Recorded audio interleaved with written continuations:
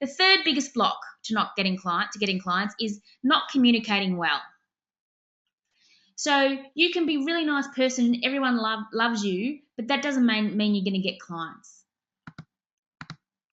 So prepare for your communication. If you're going to a meeting, work out what you want to say, key questions you're going to ask, and how you're going to ask for the sale. There might be something like, I'd love to work with you. I think you're great. I think I can really help. What do you think? How do you be prepared to ask the question and then get the response from people and then work out what to do with that response. And then, because then you're not even, I'm not asking for a sale in that circumstance. I'm putting it out there that I'd like to work with you.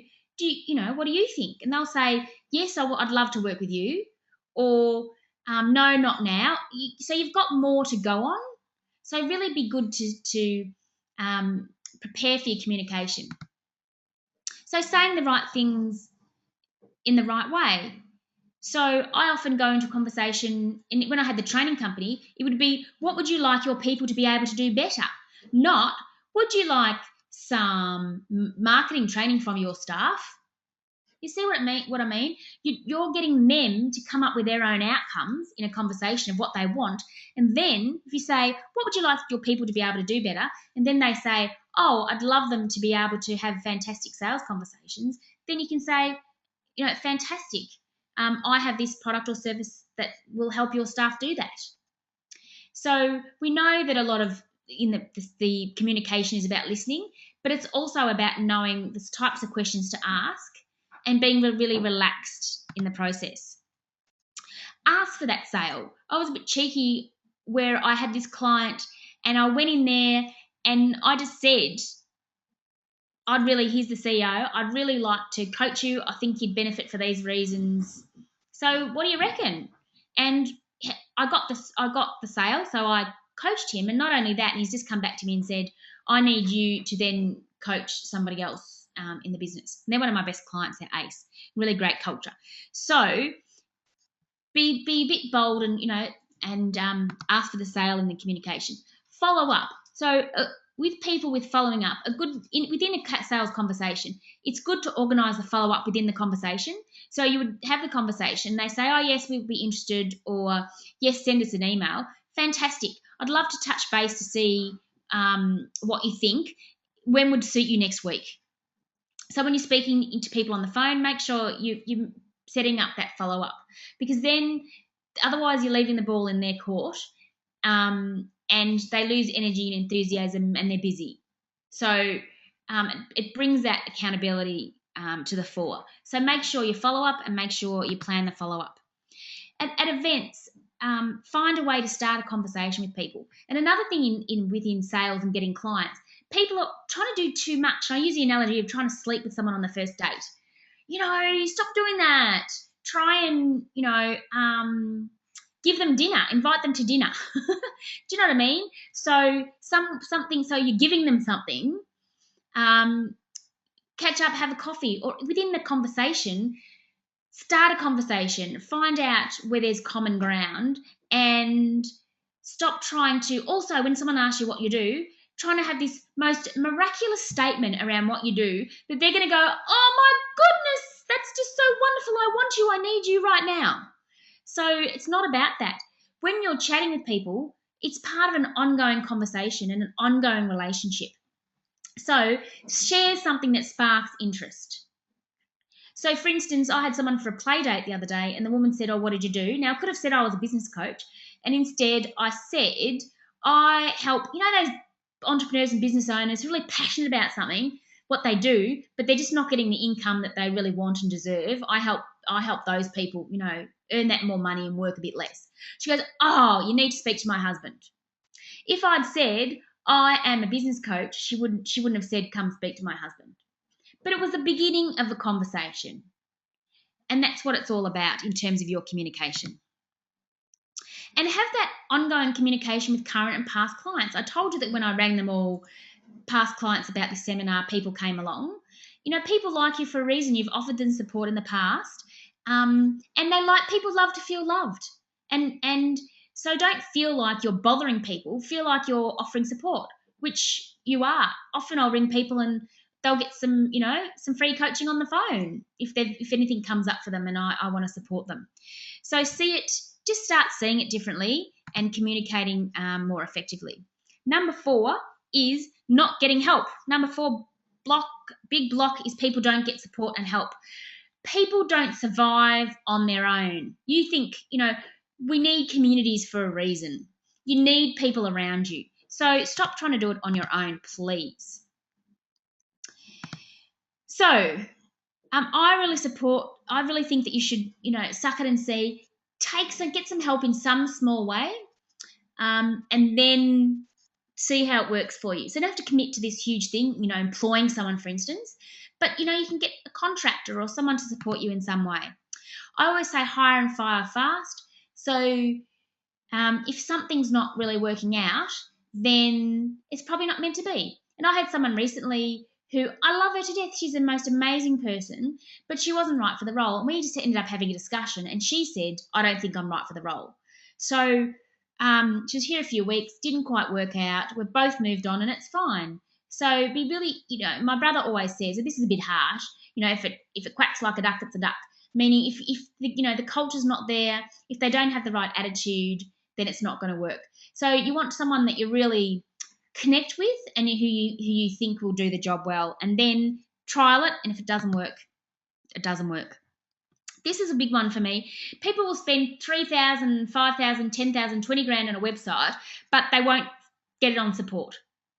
So I will say that if you hired, for instance, someone to help you with marketing or sales or whatever it is, and you paid $20 or $25 or $30, whatever it is, an hour for 5 hours a week, I'm not saying everyone don't get a website, but I'm just saying weigh up what support is really worth to you, and it can be worth a lot. So all I'm saying is look at all the tools around there, and getting the support from other people is a tool. So if you just, for instance, had someone paid somebody, like a uni student, $20 an hour, they're much happier doing that than pulling beers in a pub. They might be a marketing student, for example, and to get them some support in the business, and you're paying them $20 an hour for 5 hours a week, you'd get 30, months and months of support for your $3,000. So please start to think about how you can get support in your business. And don't get free advice from people who are not qualified to give you an opinion. So often people say, well, what do you think of my website? And someone else will comment, and the person isn't even your target market. I remember years ago this guy sending through an email, and he's lovely, about what he should call his business. Then he sent it to all his friends. His friends, most of them weren't in his target market. So what does it matter what other people think? So if you are going to do some testing, do some proper market testing, not just asking people willy-nilly. So I often think that you measure something by how it's worked on, how many hours you spend on it, and how much strategy on it, rather than just personal hours that you do it. So for instance, with marketing, I might spend 10 hours on it on my own, and then someone else might work in the business and spend 15 hours on it, and someone else might spend 6. So I'm getting 30 hours of marketing support per week. The business is. So see it as the business and not just you.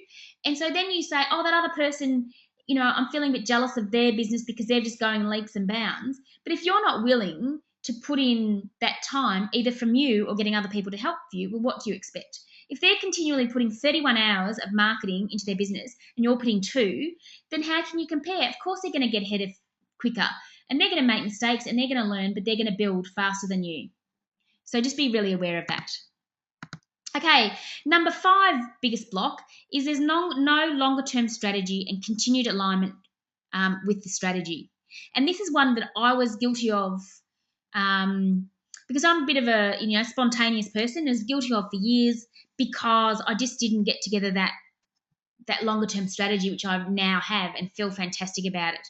And it's about, often people will do business plans and then not even revisit it. A business plan isn't something that you do and then just file it away. So it's really important to get the foundations right so that you can build your beautiful house. So doing the foundations is doing that planning and getting it right. So you've got to work out what you're selling. What exactly are you selling? And who needs what you're selling? That's supposed to be do. Where do those people hang out? And how do you reach them? So really strategize around exactly what you're selling, and you might have one product and with two different markets. So for instance, my product might be coaching, for instance, but I might have and I don't advise this, but you might have a small business market and a corporate market for this coaching. Well, they're going to hang out in different places. So you have to treat them as different entities, and you're going to reach them differently. And I'd also advise you to make sure that you're doing one at a time and not trying to spread yourself too thinly. So you need to take the time to revisit your plan and tweak it as you go along. Keep your strategies simple. It doesn't have to be rocket science. A little bit like that framing, the people who put the pictures on the walls, the art. The strategy to ask people if they like them to come and hang it is not a very complicated one. So it doesn't have to be complicated. Don't try to have too many products and services and infiltrate the market all at once. So I use the example there of Macca's. They very good marketers, and so their TV commercials at the moment, they actually just advertise one thing. They don't try and advertise all the range of foods. You think of any of those outlets, it's not too much. Even Rivers, there's like, okay, we're doing men's jeans. These are the men's jeans, and they get people in because they want men's jeans, and then they might buy other things. So for you, a good way to market is one thing. So if you're having conversations with people and you're marketing conversations or just general conversations, don't say, I do coaching and training and I run seminars and I do this and this and this. There's nothing for people to grab hold of. So say, okay, I'm running a fantastic program and it's about this, for instance. So you're just focusing on the one thing. And not too many target markets at the one time either, because you just won't have the time to do anything well, and people won't perceive you as an expert in that industry. So, for instance, with the training company they had a few years ago, what I used to do would be go to, that's right, the strategy was our key target market was local government. So we rang every local government in Victoria. I had a course that I developed for marketing for local government, and then we invited them along, and I think we got 20, which was pretty good. And then, so the strategy then is, okay, continue to build relationships with them and sell them other products and services. But it was quite a simple strategy, but it was one market, and they felt very special because it was particularly for them. So now over to you, and what I'd like you to have a think about is what's resonated most for you from what I've said. So of all those things, hopefully you've been taking notes and writing stuff down. What are you going to do as a result of today's call? So I want you to really think about it and jot something down for me. Okay, so feel free to send those through to me.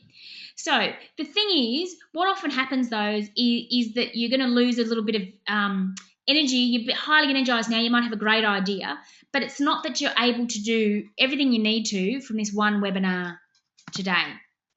So I wanted to share some great support that I can offer you, and it's really about how to grow the business and get more clients consistently and have a more strategic approach and be able to really sit with everything and strategize rather than just listen to me today and go, some of it will, go resonate and then just leave you. So what I'm going to share with you is something that's really going to help you spend time being more strategic in your business to get more clients. Because really it's a great start today, but really the tip of the iceberg in terms of you continually getting clients and having all the strategies to be able to get clients consistently. So I really want to help you with that. So I've really shared to you the what today, but I'd really like, so really be able to build your house, your business, the analogy of the house, in the perfect way is to know how and have the strategies to be able to use to put in place.